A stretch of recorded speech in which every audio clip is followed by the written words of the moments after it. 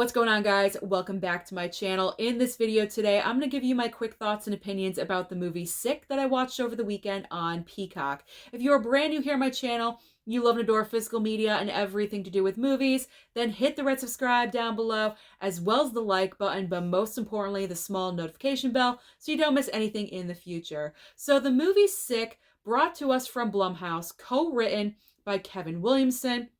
I am not familiar with the co-writer of this project, but that is okay because I'm going to focus on Kevin Williamson anyway. So as we all know, Kevin Williamson famously brought us the Scream franchise. So when I knew Kevin Williamson was a writer on this project, number one, I wanted to see it.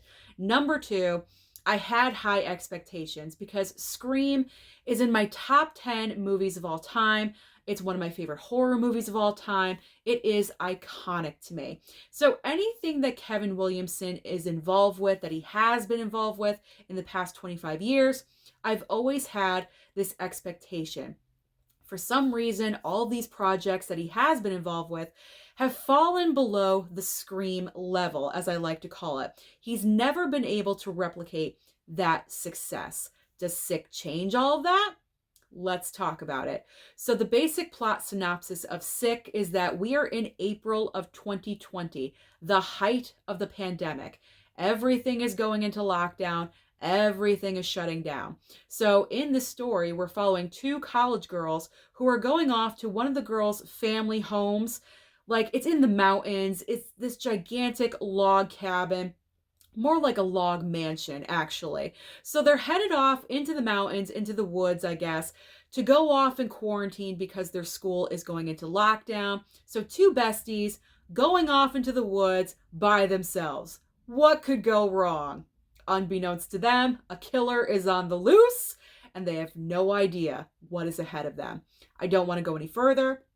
I don't want to spoil the movie if you have not seen it. So obviously I will get into my couple of positives and then into my negatives. So the big positive for me in this movie, I was having fun and I was enjoying myself. And the big clue to this, I was vocal. And what I mean by this, I wasn't just staring at the screen, just accepting what was in front of me. I was active. I was vocal. I was talking to the screen. I was yelling at it. I was saying, why are you doing this? Why? What's the motivation? Who's the killer? My mom was doing the exact same thing.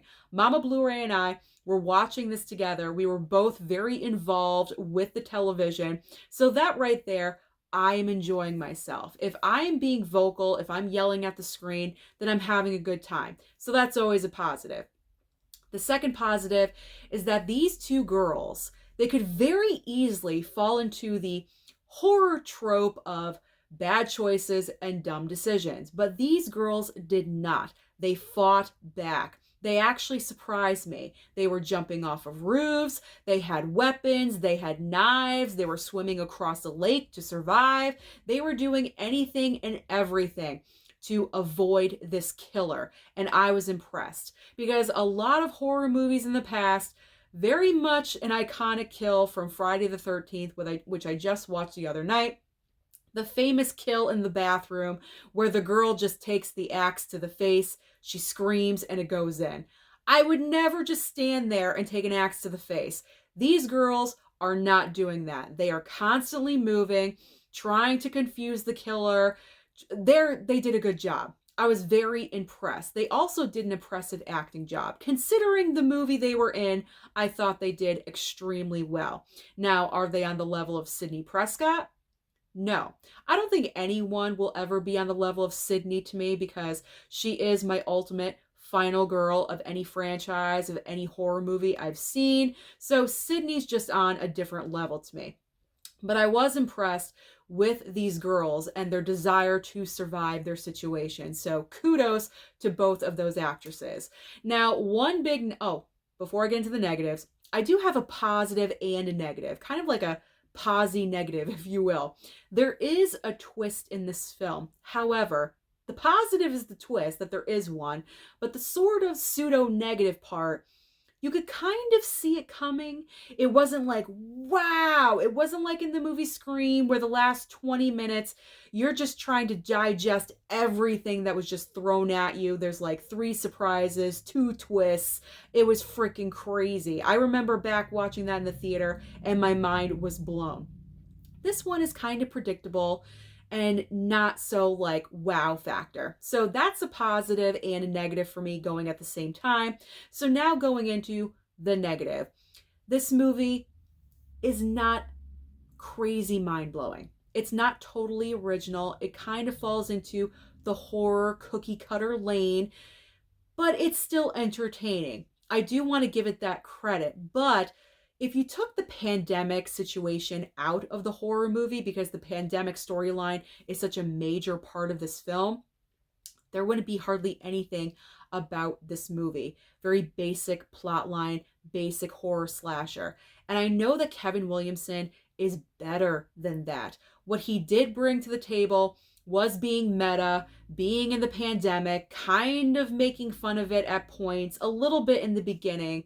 So it could potentially be a touchy subject for anyone that was personally affected by the pandemic. So that's a little bit riding the line, but he did a good job of that with the writing. But like I said, if you took the pandemic out of it and was just placed in this situation without that storyline as the like the B storyline, it wouldn't be much of a movie. So that is what was disappointing to me. And I'm kind of going to go on a rant just a little bit, but it's because I'm so passionate about it. Kevin Williamson has not been able to replicate the success of the first Scream movie. And I believe that was his very first screenplay that he sold to a major studio. He had written I Know What You Did Last Summer before Scream, but no one wanted that movie. He wrote Scream afterwards and sold that one. And it just became a huge phenomenon. I call it iconic. It's on a different level. Like I said, I love that movie so much. I love it to death. So anything Kevin Williamson has done in the past 25 years, I always hold it to the expectation. Is this the next Scream? Is it going to be the next Scream? Oh, I hope so. And it never is. It's very frustrating because I know he has it in him to create another iconic horror movie like Scream, to throw in major twists and turns we're not seeing coming and just completely blow our minds. But for some reason, he has not been able to do that. And it is so frustrating as a fan, because if you can do it once, why can't you do it again? Hopefully going forward in the future, anything future that he writes, it has that potential. I always go into a Kevin Williamson project crossing my fingers, just hoping and praying that this is going to be the next Scream. Unfortunately for Sick, it is not the next Scream, but I had a good time with it. I did have a good time. Now, the question is, would I pick this up on physical? I'm not sure if I would pick it up on physical if it ever came out on physical, only because it's probably not the most rewatchable movie, but I will say it is entertaining.